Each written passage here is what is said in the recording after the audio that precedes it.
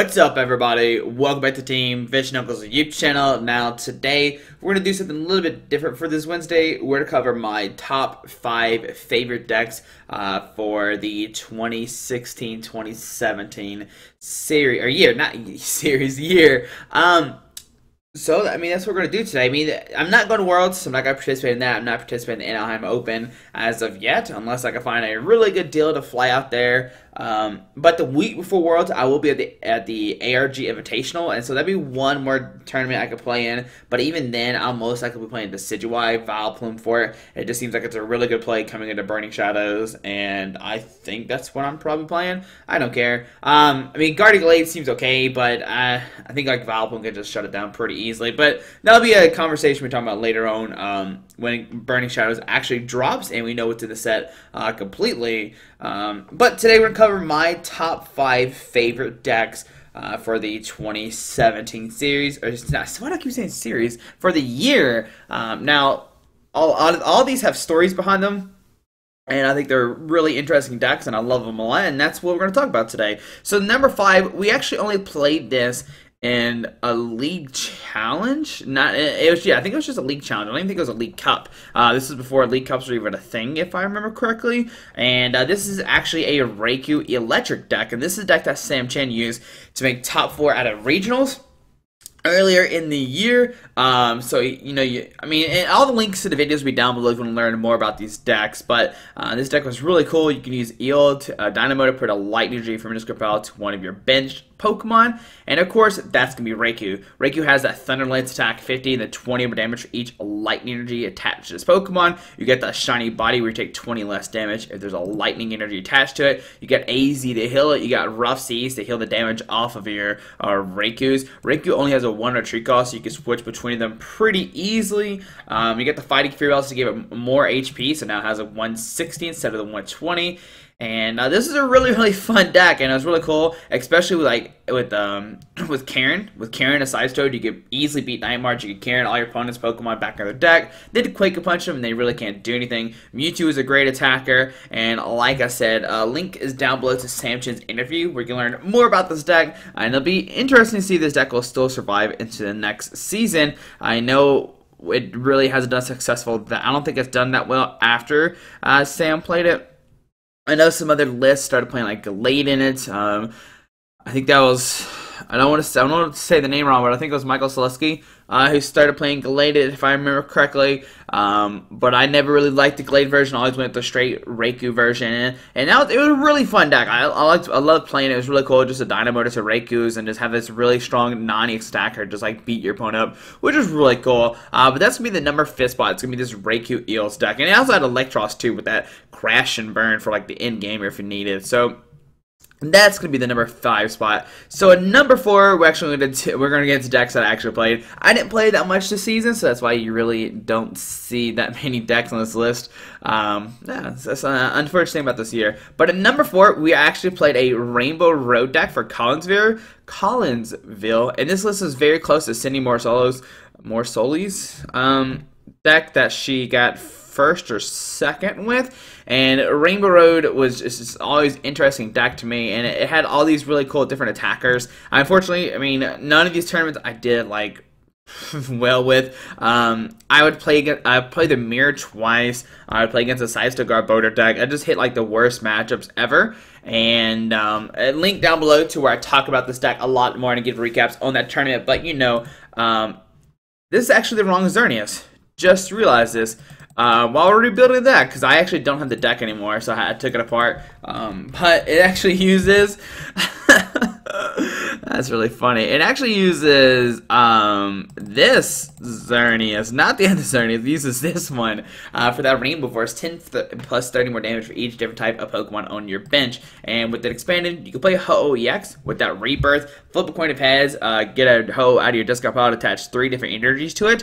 And with this, you can like get multiple energies out of once, use energy switch from that Ho to your Xerneas. You can Ninja Boy that Ho into Xerneas, and you have all these different attackers for different situations. You know, the Keldeo for the rush in, or a water attacker, Hoopa to find multiple EX Pokemon. You got Dragonite to get Pokemon in your discard pile, Evatol for those Trevenant attacks Trevenant attacks if needed. 1 Execute, so that way you can put one of your Discard Ball back on your bench to make Xerneas do more damage. Jolteon for your Lightning type, and Jirachi for that Steel type. There's so many different things going on here. You got the Karen to shuffle your Pokemon back into your deck. Or it gets Night March, you can use it as well. The only thing I kind of wanted here was a Seismitoad, so that we can Quick Punch him, but I obviously I didn't play that in my list.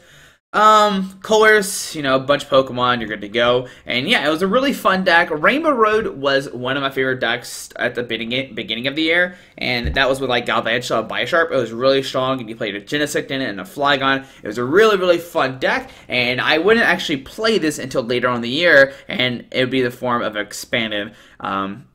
It was a really fun deck. Being able to rebirth and just get a bunch of energies and Ninja Boy out of nowhere, which is a really cool effect you could do. And it was a lot of fun. I loved playing this Rainbow Road deck. It's unfortunate that we didn't do so well with this deck. Alright, so that's going to be number 4. And like I said, link down below if you want to learn more about this deck. And how I did. And oh, hold on, no. We need to save it because that Xerneas was wrong. There we go. That's number 4. So in the number 3 spot, ooh, lightning, what could this be? It's going to be Mega Rayquaza. Okay, so Mega Rayquaza was actually probably one of the most successful decks I had throughout the season. I would travel down to Alabama to an ARG States and end up winning the whole thing to get a my invite to the Invitational and get a round, I think I got a round 1 bye for winning that States, playing this Mega Rayquaza list. Now, this list is very interesting because this is actually Stefan Erickson's list that he used to do fairly well out of regionals. I can't remember if he won or made top cut with it, but he told me, hey, this is a deck, this is what you need to play. And at the time, I think it was one of the strongest decks. Yeah, I think it was really, really strong. I don't think Vileplume was a thing just yet, so that's why Mega Rayquaza was really sweeping the field, and you kind of just do a ton of work. And it was really cool to play this deck and have my a really good run with it. I would beat like a Giratina deck, which is like really bad for me, and I would beat that. And I can't remember. But there's a link down below where you can read, or you can learn more about it. I can't remember what matches I played against and everything like that. But it was a lot of fun. You know, you got the Rayquaza with the Emerald Break, does 30 damage times the amount of your number bench Pokemon. And this is actually the second deck with Skyfield and Recipe Skyfield, and no more Skyfield after the season, unfortunately, man. No more fun 8 bench Pokemon. But it included Jolteon as a non-EX attacker, which is, I mean, as an EX attacker to make our base Pokemon can't hurt you, which is really strong. You just put a Lightning and a DC, and a lot of people don't play Rangers in the list, so a single Jolteon can easily win you games, which is really cool. You get the Dragonite for pull-up again, you got the Jirachi Stardust to discard special energies, and this is how you would take down Giratina, because, you know, Jirachi can Stardust those double dragons off if needed, and 2 Hooper to get Pokemon to your discard pile. We got a Delinquent, Hex Maniac. We got 4 puzzle times, really, really strong to use any 2 cards out of your discard pile. I know at this time people really didn't like puzzles. I personally was like, man, this card seems broken. I combine this with Skylight, you can easily find those puzzles to keep the chain going. It was a really fun deck. It was cool to win the only real event. It's not even a real event, but the only Pokemon tournament I really won with was with this. I don't think I would end up winning another tournament or anything like that. Yeah, I think it's the only tournament I really won. I never won a League Cup. Don't think I won I think I won some league challenges, but like I don't know. You know, I mean, yeah, league challenges, yeah. But yeah, it'd be the only event that I actually went throughout this year. I mean, unless I win the Invitational, then we'll change this up. That changes, but as of right now, I have not won anything outside of this ARG States, unfortunately. But yeah, there we go. Mega Rayquaza was a really fun deck, and Emerald Breaking for a ton of damage was like one of my favorite things to do. And I was happy to play Mega Rayquaza again, since we did play it back when it first came out, when it was played with Bronzong. It was really cool, man. So in number 3 spot, we do have the Mega Rayquaza list. Once again, links down below too if you want to read more or hear me talk about more about the deck. All right, so that was number 3. And the number 2 spot.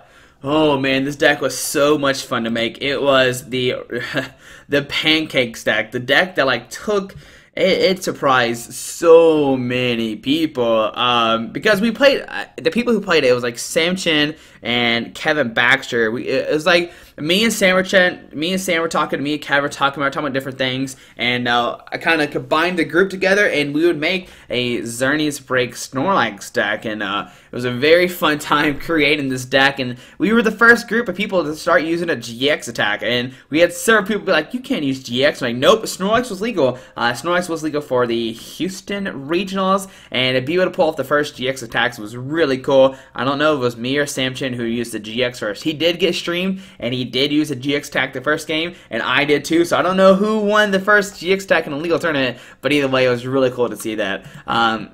You know, we actually talked about this deck yesterday in Rogue Tuesday, talking about Xerneas Break just a little bit, but it's so cool to see Pancakes. Oh man, it just makes me so happy. It was just a really good group of people making a really interesting deck. Now, sadly, only one of us would make top cut, and that would be Kevin Baxter, who would end up going 16th place, losing his last round to Volcanion. He unfortunately had some bad luck, and you can easily beat that matchup because we do play the Force on a lot, but he just had some things not go his way, unfortunately. But you know, we got the live stream, 20 times the amount of energies in play. You got the Red Rock, you put a bunch of energy zone, and then at one point you can just Ninja Boy the Red Rock into a Snorlax, use that Pulverizing Pancake for 210, and take the knockout. Ooh, actually, Azul played this list too. Azul, that was pretty cool. I'm trying to remember who I played it. Carl Shu would play it. Yeah, it was a lot. Man, it was a lot of different people playing this list, and it was a lot of fun. And Pancakes definitely one of my favorite decks throughout the year. And we had Lugia as well. Lugia can help you against the Evital matchup, just being able to airball, punish your opponent, put a bunch of energies on the field. And yeah, it was a lot of fun. It was really crazy to see. And links down below to the Pancakes videos if you want to learn more about how we made the deck and my recap. There's going to be a ton of videos down below, so if you want more Pokemon stuff today, that is what you want to do. So that's 4 decks, and you got to be crazy. If you're a fan of Team FISHKNUCKLES, you should know what the #1 deck is. Like, you shouldn't even have to ask. You should just know. And that's going to be Decidueye Vileplume. Now, this certain Decidueye Vileplume list that I'm talking about is one that I would play in back-to-back League Cups. I would make a top 4 and a top 8. I think it was top 4, top 8, or maybe... yeah, something like that. I can't remember exactly what happened. I don't think we ever made a video on that. If I did, I'll leave a link down below. But this was probably the turning point in Squeaky's year when he was like, wow, this deck is broken, and fell in love with Decidueye Vileplume. Been my favorite deck since, like, whatever Keller did well with this deck, and ever since he did well, I was like, wow, this deck is a lot of fun, and I'll continue to play for the rest of the year. It's probably my favorite investment, buying those Decidueyes and playing them throughout the year. I mean, we know what this deck does. You got Decidueye with the feather, I put 20 damage on the field. You got Vileplume. At Nationals, I would actually switch over to a Decidueye Ninetales deck, which I think was really strong at the time. But I think going to Invitational, the Vileplume variant is going to be better because there's going to be a bunch of Stage 2 Pokemon, and Drampa Garbodor should die off just a little bit. And that was the reason why I played Ninetales, because you did have a better Drampa Garb matchup playing Ninetales to Decidueye. But since that deck is going to die off, I think Decidueye Vileplume is going to be the #1 deck again, which is really cool. Thought I heard tornado signs going off for a second. But at this time, we would have a Beedrill instead of a Field Blower because we needed discard tools to get off Garbodors, which was really strong. Fantastic card. Eventually lose one game to like a Mega Mewtwo deck that played like multiple Wobbuffets, which was really interesting. I think that was in top 8 if I remember. Yeah, that was top 8. Another one was top 4, playing against Darkrai Giratina, and he'd get a ton of energy in the field and barely beat me as well. So it was a really fun deck. I mean, I love Decidueye Vileplume. It's been my baby forever, and imagine... man, my favorite card probably throughout like the past 2 years has been Forest of Giant Plants, and now that card is going to disappear and we will no longer have it. So that's what I'm going to miss most out of these years. I know Shaymin is my favorite Pokemon, but man, Forest of Giant Plants being rotated out is going to be heartbreaking to me. But guys, there we go. There's my top 5 list decks of the 2017 series, or 2017 year. Now, I'd be interested to know, what are your favorite 5 decks down below? What were your favorite 5 5 decks that could be that you played, or maybe that somebody played, that you like to watch play, anything like that. What were your favorite 5 decks? As you saw mine, number 5, I didn't even play, like, just talked about. I mean, we played it one League Cup, or one League Challenge, but it's like, hearing this Reikyu story was really interesting, and a lot of these decks were, like, super rogue at one point. I mean, Eels, I mean, some people still don't know what this deck does, probably. So that was a really cool rogue deck. We had number 4, which is still not too rogue, but the expanded version has really not played too much. And even now, Rainbow Road's not played, even though it just won in the senior division. We got the Mega Quaz. Okay, Mega Quaz was never rogue. I'll give you that. Number 2 was Pancake, super rogue. It's still super rogue to this day. A lot of fun. And then number 1, he's not rogue no more, but Decidueye at the time. Kettler was the first one to start pounding this deck and did successful with it. But guys, there we go. There's my top 5 decks. Let me know down below what were your top 5 decks throughout the year. But guys, hope you enjoyed this video. Make sure you check out the videos down below if you want to see more videos about this top 5 list. But guys, hope you have a great day. Thanks for watching. Hit that subscribe button. Alrighty, bye. Alright guys, I just want to give a quick shout out to our 3 sponsors, 60 Cards, Yeti Gaming, and the Pokemon Company International. Links to everything will be down below in the description. Thanks for watching. Have a great day. Alrighty.